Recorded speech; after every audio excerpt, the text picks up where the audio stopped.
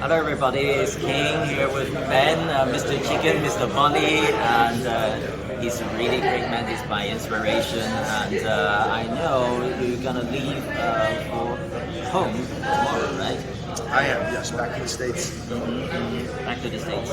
So, you've been here for the second time, this is the second time, and in total like 3 weeks or 4 weeks? Total 4 weeks. 4 weeks. So I came for 1 week back in March and went home, and then my heart was still here.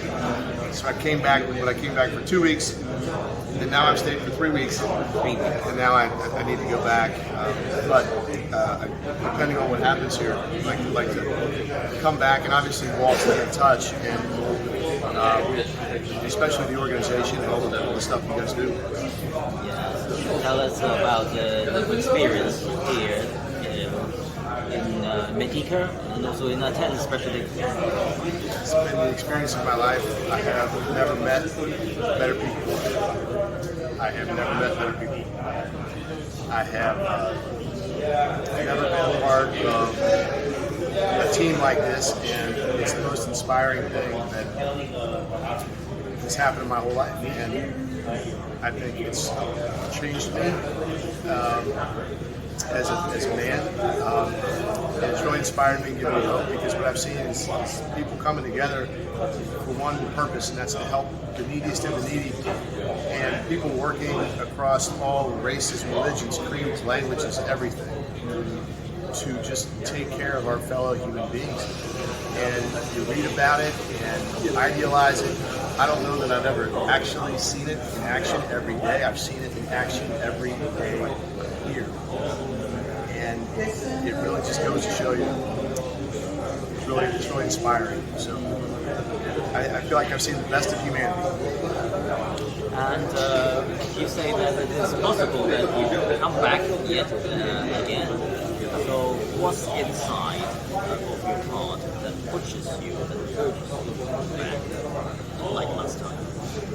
Well, I think for one, I think all of us here just want to have a positive impact. We want to make a positive difference. And I have a very blessed life. I don't know that I've ever made a bigger difference. It feels like that I'm able to make a positive difference, and dressing up as a chicken or dressing up like a bunny is how I make that difference. That's wonderful. It's just the best feeling in the world to go home at night and to feel like you added a little love and joy to a pretty dark place, as you know. And it's hard work. So to be able to put smiles on kids' faces, to be able to give them a positive memory of this place, to be able to make them feel welcome and make them feel cared about. I can't. That's beyond humbling. So that really, you want to be. I've never really had this much impact in my whole life, and if you can do it, you certainly don't want to miss out. And on top of that, these are you see them. These people like. It's hard. These are people that are suffering, and they need. Yes, they need food. Yes, they need medical care. Yes, they need everything else. But most of all, in my experience, they need to feel loved. And you did bring them a lot of love. I noticed at the border just now, and you were in your bunny suit, and there was a family with 2 kids, right?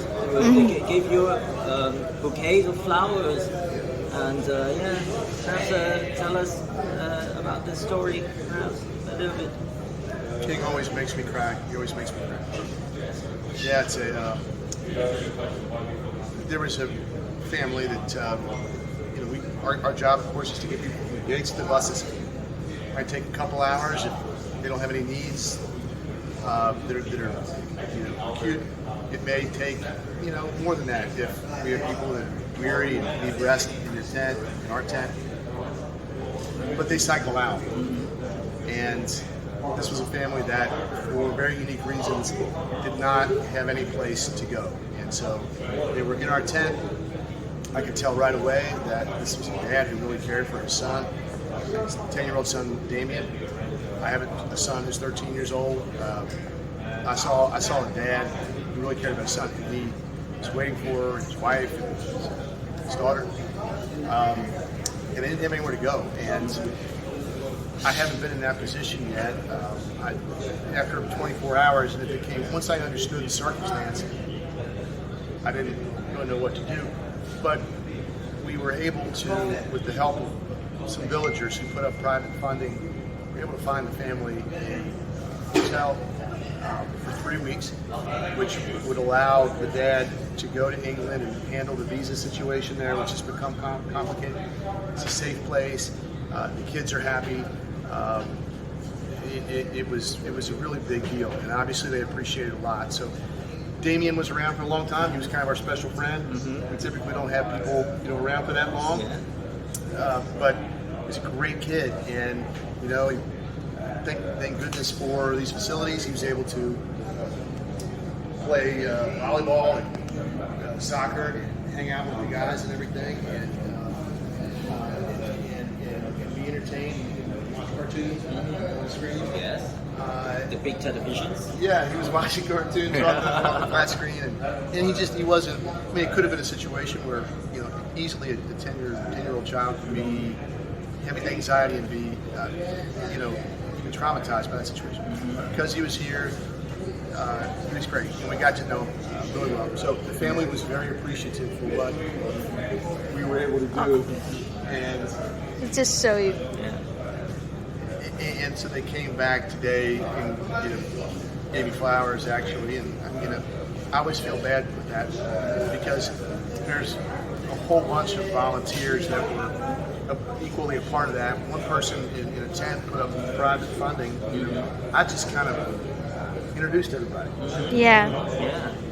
So, but What they thanked me, and I don't know that I feel bad about that because all I did was introduce me. But it was a very special thing. It feels really good to be able to make a difference, but when you're able to make a difference in a way that really mattered, the family comes back and makes a big point of telling you, and there's that human connection, that bond, and The true human nature.